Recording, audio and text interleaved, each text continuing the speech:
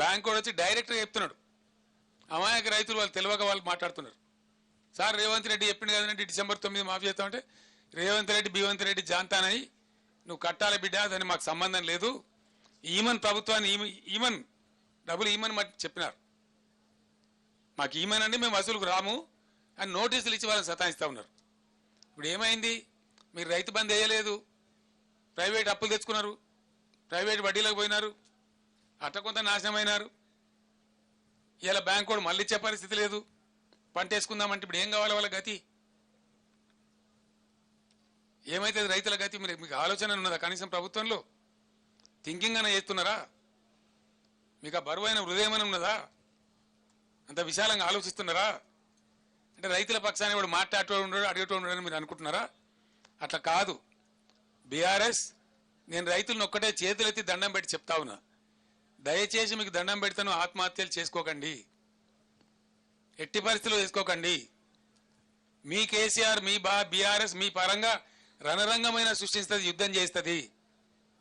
ప్రధాన ప్రతిపక్షంగా మాకు బాధ్యత మీరు ఇచ్చినారు, మేము నిద్రపోము, ఊరుకోము.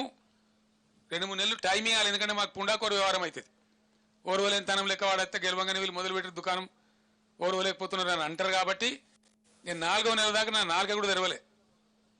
1-2 మీటింగ్లు పెట్టినాం కేఆర్ఎంకి ఇచ్చినప్పుడు, అంత తప్ప నేను మాట్లాడలే, ఎక్కడ కూడా మాట్లాడలే. మీ ఇష్టం వచ్చినట్టు దురుసుగా నోటుగా చరిత్రలో ఏ ముఖ్యమంత్రి మాట్లాడినంత మొరటుగా ఈనాతీనంగా మాట్లాడినా నిందించినా నేను 4వ నెల దాకా ఓపికబట్టిన తప్ప నా నోరు తెరవలే. ఇలా లక్షల ఎకరాల పంట ఎండిపోతా ఉంటే చూస్తూ ఊరుకోలేం. కాబట్టి నేనే స్వయంగా చూద్దామని వచ్చిన. ఎమ్మెల్యేలు ఇతర నాయకులు తిరిగి చెప్తా ఉంటే ఒక అదే కాదు, అన్ని పోయినాయి. మీరు ఎన్ని వాగ్దానాలు ఎగబెడతాం అనుకుంటున్నారా? మీరు వాగ్దానాలు ఎగబెట్టి అందరం ఊరేగుదాం అనుకుంటున్నారా? పండనీయం బిడ్డ జాగ్రత్త, మిమ్మల్ని చేస్తాం, పరిగెత్తిస్తాం ఎక్కడికక్కడ. ఇది ప్రజాస్వామ్యం. మీరేదో 4 కార్యకర్తల మీద 4 పోస్టులు ఇంకా తమాష ఏంటంటే, తుంగతుర్తిలో ఎవడో చెప్తున్నాడు, సార్ మీకు వస్తే చెప్తామని చెప్పి కాంగ్రెస్ వాళ్ళు బెదిరిస్తున్నారు సార్ అని చెప్తున్నాడు. రైతులన్నట కేసీఆర్ పర్యటనలు వచ్చి వాడు చెప్పొద్దట, షికాయత్ చేద్దట, వాళ్ళకి కలిగిన బాధ కూడా చెప్పుకోవద్దట, సోషల్ మీడియాలో పోస్టులు పెట్టొద్దట, పోలీసులు పోయి బెదిరిస్తున్నారు.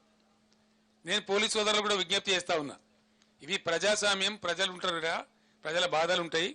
డెమోక్రసీలో మీరు అతిగా పోవద్దండి అనవసరంగా. ఎవరు పర్మనెంట్ కాదు. మేము కూడా 10 years ఉన్నాం. 10 yearsలో మేము పనిచేసిన కాంగ్రెస్ నశానికి కూడా ఉండకపోతుండే, ఒక్కడు మిగలకపోతుండే. మేము ఈ దుష్ప్రవర్తన చేయలే. మేము అహోరాత్రులు రాత్రింబవళ్ళు రాష్ట్రము, రాష్ట్ర ప్రజలు, నీళ్లు, మంచినీళ్లు, కరెంటు, మెడికల్ కాలేజీలు, జూనియర్ కాలేజీలు, రెసిడెన్షియల్ స్కూళ్ళు, వాటి మీద మా మీదుగా కరగబెట్టినాం. మేము అవన్నీ నిలబెట్టినాం, చూపెట్టినాం. ప్రజల కళ్ళ ముందు ఉన్నాయి ఇప్పుడు అవన్నీ. మేము గాలి మాటలు చెప్తలేం. 10 ఏళ్ళు మా హృదయాన్ని, మా మెదడును, మా సమయాన్ని ఖర్చు పెట్టి మేము ఆ పని చేసినాం. రాత్రింబవళ్ళు కష్టపడ్డాం. నీళ్లు తెచ్చినాం, కరెంటు తెచ్చినాం, మంచినీళ్లు తెచ్చినాం, రెసిడెన్షియల్ పాఠశాలలు తెచ్చినాం, సంక్షేమ కార్యక్రమాలు చేసినాం. ఉన్నోని లేనోని అందరినీ కడుపులో పెట్టి కంటికి రెప్పలాగా చూసుకున్నాం. అదే ప్రజలకి ఇలా మీరు మోసం చేస్తామంటే ఊరుకోం. మీరేం చెప్పిండ్రు? 2 లక్షల రుణమాఫీ ఏమైంది? ఎందుకు మీరు స్పందిస్తలేరు? ఎప్పటికి చేస్తారు? ఎందుకు చెప్తలేరు? బ్యాంకులు మించి ఎందుకు మాట్లాడతలేరు? బ్యాంకు నోటీసులు ఇస్తే మంత్రులు, ఎమ్మెల్యేలు, ముఖ్యమంత్రి ఎందుకు మౌనం పాటిస్తున్నారు? దానికి సమాధానం కావాలి. మేము రైతాంగం పక్షాన, ప్రజల పక్షాన అడుగుతా ఉన్నాం. మళ్ళా పంటలు వేసుకోవాలి, ఇప్పుడు ఎండినా మళ్ళీ వేసుకోవాలి. రైతులు ప్రిపేర్ కావాలి, తెచ్చిన బాకీలు కట్టాలి, కాలిపోయిన మోటార్ల పైసలు బాకీలు తెచ్చిన అవి కట్టాలి, బోర్లు తవ్వితే లక్షలు ఖర్చు అయినాయి రైతులకు, అవి కట్టుకోవాలి. ఇది బ్యాంకు అని బాధలు. అటు మోటార్లు కాలుడు, ఇటు బ్యాంకులు బాధలు పెట్టుడు, ఇటు వడ్డీ వ్యాపారులు బాధలు పెట్టుడు, ఇవన్నీ ఒక పక్క. ధాన్యం కొనుగోలు మేము 7,600 పైచీలు కేంద్రాలు పెట్టినాం. ఎన్ని కేంద్రాలు పెడతారో ఇప్పటికి చెప్తలేరు. రేపటి నుంచే కొనుగోలు అన్నారు. ఫస్ట్ ఏప్రిల్ నుంచి ఏప్రిల్ ఫుల్ చేద్దాం అనుకుంటున్నారా? ప్రజలను ఏం చేద్దాం అనుకుంటున్నారు? ఎన్ని పాత కేంద్రానికి ఒక కేంద్రం తక్కువ పెట్టినా ఊరుకోము. పోయిన పంట పోను, కొత్త పంట వస్తుంది కాబట్టి ఆ వచ్చే పంటకు 500 బోనస్ కట్టి తీరాల. ఎట్టి పరిస్థితులలో మిమ్మల్ని వేటాడతాం. 500 రూపాయల బోనస్ ఇస్తామని మీరు చెప్పినారు. అన్ని పంటలకు ఇస్తామన్నారు. లిస్టు ప్రకటించినారు, మేనిఫెస్టో ఉంది. ఖచ్చితంగా ప్రతి పంటకు మీరు బోనస్ ఇవ్వాల్సిందే. వరి వస్తున్నది కాబట్టి వెంటనే 500 రూపాయల బోనస్ ఇవ్వాలి. దానికోసం అందరూ అన్ని జిల్లాల బీఆర్ఎస్ నాయకులకు నేను మనవి చేస్తా ఉన్నా. 2వ తేదీ నాడు, ఏప్రిల్ 2 నాడు జిల్లా కలెక్టర్లకు రైతుల పక్షాన మెమొరాండంలు సమర్పించండి. 500 బోనస్ ప్రభుత్వం ఇవ్వాలని చెప్పి మీరు ఇవాళ జిల్లాల వాళ్ళు జిల్లా కలెక్టర్లకు మెమొరాండం ఇవ్వండి. అదే టైంలో ఏప్రిల్ 2వ తేదీ శాసనసభ్యులు, శాసన మండలి సభ్యులు ప్రభుత్వానికి హైదరాబాద్లో మేము కూడా అక్కడ విజ్ఞాపన ఇస్తాం. మేము ప్రజల తరఫున డిమాండ్ చేయాలి కాబట్టి, ఆ రికార్డు ఉండాలి కాబట్టి 2nd నాడు మేము కూడా అక్కడ ఇస్తాం. మీదేమో జిల్లాలలో ఎక్కడ నాయకులు అక్కడ ఇవ్వండి. బోనస్ ఇస్తారా ఇవ్వరా వీళ్ళకి తెలుస్తుంది కాబట్టి 6వ తేదీ, ఏప్రిల్ 6వ తేదీ నాడు అన్ని నియోజకవర్గ కేంద్రాలలో 500 రూపాయల బోనస్ ఇవ్వాలని చెప్పి ఖచ్చితంగా దీక్షలు చేయండి. ఒక 1 డే దీక్ష, నిరాహార దీక్షలు అవసరం లేదు. ఈ తోలుమందం ప్రభుత్వానికి కడుపుండా తినే కూర్చోండి, దీక్ష చేయండి చాలు. వీళ్ళ కోసం మనం ఉపవాసం ఉండే అవసరం లేదు. మంచిగా టిఫిన్ తిని లంచ్ తిని కూర్చొని దీక్ష చేయండి, నినాదాలు ఇవ్వండి. ఆ ప్రకారం బోనస్ ఇవ్వమని చెప్పి నిరసన దీక్షలు కూడా చేస్తాం. ఆ తర్వాత కల్లాల దగ్గర కూడా మేము ఎండగడతాం. కొనుగోలు కేంద్రాల దగ్గర మేము నిలదీస్తాం. డెఫినెట్గా బోనస్ ఇచ్చేదాకా మిమ్మల్ని వదిలిపెట్టే ప్రశ్న లేదు.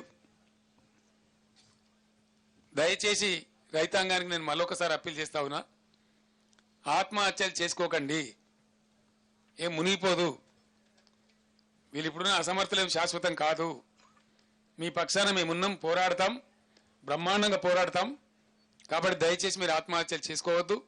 ఎట్టి పరిస్థితులలో ఏం కానీయం. మేము ప్రతిపక్షంలో ఉన్నా, ప్రభుత్వంలో ఉన్నా మీరు ఇచ్చిన తీర్పును శిరసావహించి మీకోసం సేవ చేయడానికే ఉన్నాం. బీఆర్ఎస్ పార్టీ బ్రహ్మాండంగా పనిచేస్తాం. కాబట్టి ఏం ఇబ్బంది పడాల్సిన అవసరం లేదు. రాజకీయాలు ఎప్పుడు నడుతూనే ఉంటాయి, రాజకీయాలు ఒక పక్క జరుగుతూనే ఉంటాయి, కానీ ఈ పని కూడా ఒక పక్కన చేస్తూనే ఉంటాం. దీన్ని వదిలిపెట్టే ప్రశ్న లేదు. కాబట్టి ఎట్టి పరిస్థితులలో ప్రభుత్వాన్ని నిద్రపోనీయం, మేము నిద్రపోం, మీ పక్షాన ఉంటాం. కాబట్టి దయచేసి రైతు సోదరులకు నా విజ్ఞప్తి, అందరం కలిసి యుద్ధం చేద్దాం. మీరు రెడీగా ఉండండి, సిద్ధంగా ఉండండి. ఎక్కడికక్కడ ప్రజాస్వామ్య పద్ధతిలో మనకు హక్కు ఉంది కాబట్టి ఫైట్ చేద్దాం, యుద్ధం చేద్దాం. వాళ్ళు ఇచ్చిన వాగ్దానాలు అమలు చేసేదాకా, ప్రతి ఒక్క వాగ్దానం అమలు చేసేదాకా వెంటబడి తరిమి చేయించుదాం. లేకపోతే గద్దె దిగువని చెప్పుదాం చేత కాకపోతే. ఆ విధంగా ముందుకు పోరాడదాం, మన హక్కులు సాధించుకుందాం. కానీ మీరు మాత్రం ఆత్మస్థైర్యం కోల్పోయి ఎటువంటి పరిస్థితులలో దయచేసి ఆత్మహత్యలు చేసుకోవద్దు, నిరాశకు గురి కావద్దు. ధైర్యంగా ఉండండి. మీ పక్షాన బీఆర్ఎస్ ఉంది, కేసీఆర్ ఉన్నాడు, ఎవ్వలేం ఆగం కాలేదు. కాబట్టి ముందుకు పోదాం, పోరాటం చేద్దాం. ఆ రకంగా ముందుకు పోదామని తెలియజేస్తా ఉన్నా. No questions today, no politics today. నేను తేలే 4,000 తెచ్చిన నేను. ఇనవా బాబు, బీ పేషెంట్ మిస్టర్ రాహుల్. నేను శాంక్షన్ చేయించింది 4,000 మెగావాట్ల థర్మల్ స్టేషన్. దాంట్లో వాళ్ళు ఏమన్నారంటే 1,600 మెగావాట్లు ఇమీడియట్ చేసిస్తాం, మీరు మాకు కావాల్సిన సదుపాయాలు ఇవ్వమన్నారు. అప్పుడు నేను ముఖ్యమంత్రిగానే దానికి వాటర్ అలొకేట్ చేసినాం. ఎల్లంపల్లి బ్యారేజ్ నుంచి భూమి అలాట్ చేసినాం. వాళ్ళు అడిగిన పర్మిషన్లను ఇచ్చినాం, మొదలు పెట్టినారు. 2 ఏళ్ళు ఆలస్యమైంది. అయినా 1,600 మెగావాట్స్ వచ్చింది, యాడ్ అయింది. Then what is your question?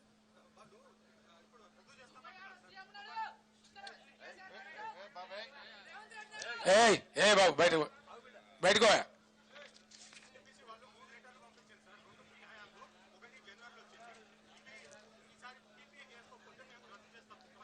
ఎవరు చేసుకోవాలి ఇప్పుడు పీపీఏ? మరి చేయాలి కదా. అదే దానికి నన్ను అడతావా క్వశ్చన్? దానికి నన్ను అడతావా అంటున్నా నేను అనేది.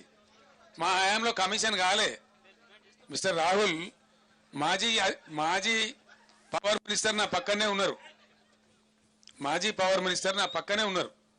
నేను పూర్తి సమాచారం మాట్లాడుతున్నా. దాన్ని ఏమంటారంటే సిఓడి చేయడం అంటాడు, కమర్షియల్ ఆపరేషన్ స్టార్ట్ చేయడం. మా టైంలో కాలే. మొన్న కదా ప్రధానమంత్రి వచ్చి కంప్లీట్ ఫైనల్ అయిన తర్వాత మొన్న నేషన్కి అంకితం చేసిండు ఆయన. ఇప్పుడు ఎవరు చేయాలి? పీపీఏ చేయాలి కదా. దానికి నన్ను క్వశ్చన్ అడుగుతావా? మీరు అందరూ వినాలా. మేము డిమాండ్ వాళ్ళు ఇచ్చింది మాకు, మేము ఉన్నప్పుడే ఇచ్చిందండి. Government is a continuous process. మీరు సిఓడి చేయండి, స్టార్ట్ చేయండి, మేము చేస్తామని చెప్పినాం. ఇయ్యాల కాదు కదా, మీకు ఇంకోటి తెలుసుకోవాలి. మీరు తెలియక మాట్లాడుతున్నారు. మీరు తెలుసుకోవాల్సింది ఏంటంటే, మేము పీపీఏ చేసినాం కదా, వాళ్ళ జనరేషన్ పని స్టార్ట్ చేసింది, వర్క్ బిగిన్ చేసింది. ఆ రోజున మేము పీపీఏ చేసినాం. That it self is an agreement. కొత్తగా చేయాల్సింది ఏముండదు. సిఓ చేసిన తర్వాత మామూలుగా రొటీన్ నడిచిపోతుంది అంతే. అది మామూలు ఫార్మల్ లెటర్. ఎగ్జాక్ట్లీ.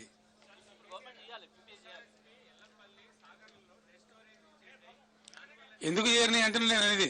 ఎవరి అసమర్థత వల్ల. ఎల్లంపల్లి డెడ్ స్టోరేజ్ ఎందుకు అయిద్దండి? అయిందా? 6% వర్షపాతం ఎక్కువైంది. రాసుకోండి మీరు.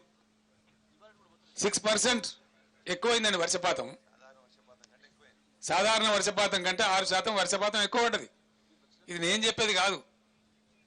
ఇండియన్ మ్యాటర్నరీ వాతావరణ శాఖ వాళ్ళు చెప్పిన లెక్క ఇది. It's not my record. What they are telling ఇది రాంగ్. నాగార్జున సాగర్లో ఇవాళ కూడా నేను చెప్తున్నా కదా, నేను ఈ రోజు చెప్తున్నా కదా, ఎబో ఎండిడిఎల్ వాటర్ ఉంది. హైదరాబాద్కి ఎట్లా షార్టేజ్ వస్తుందండి? ఇక్కడ పడలేని పడగొట్టినరు. హైదరాబాద్ కూడా వాటర్ షార్టేజ్ వస్తుందని వాటర్ బిల్లులు పంపి మేము 20,000 లీటర్లు ఫ్రీ ఇచ్చిన దానికి కూడా ఇలా బిల్స్ పంపుతా ఉన్నారు సిగ్గు లేకుండా. ఈ రకమైన దరిద్రం కొట్టు వ్యవహారం చేసి ఇవన్నీ కూడా నేను ఏమంటున్నా అంటే, బ్రదర్ వాదోపవాదాలు వేరు. నాది ఒకటే రిక్వెస్ట్.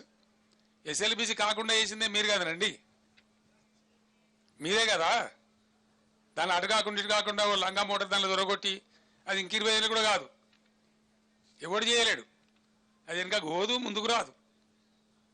ఎవరి పాపం అండి ఎస్ఎల్బిసి? ఇదే కాంగ్రెస్ గవర్నమెంట్ పాపం కాదా? మాకన్నా ముందు 10 ఏళ్ళు ఎవరున్నారండి రాష్ట్రంలో? వాళ్ళే కాదా? దయచేసి నేను రాజకీయాలు మాట్లాడదలుచుకోలేదు బ్రదర్. ఇవాళ నేను కావాలంటే ఇవాళ నైట్ ఆల్రెడీ రేపు మాట్లాడదాం రాజకీయాలు. కానీ ఇవాళ purely farmers issues. Hour concern is farmers.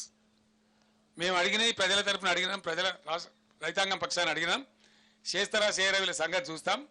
ఎక్కడికక్కడ ప్రజా ఉద్యమాలు లేవదీస్తాం, రాష్ట్రాన్ని రణరంగం చేస్తాం. నేను చెప్తా ఉన్నా, ఊరుకోం.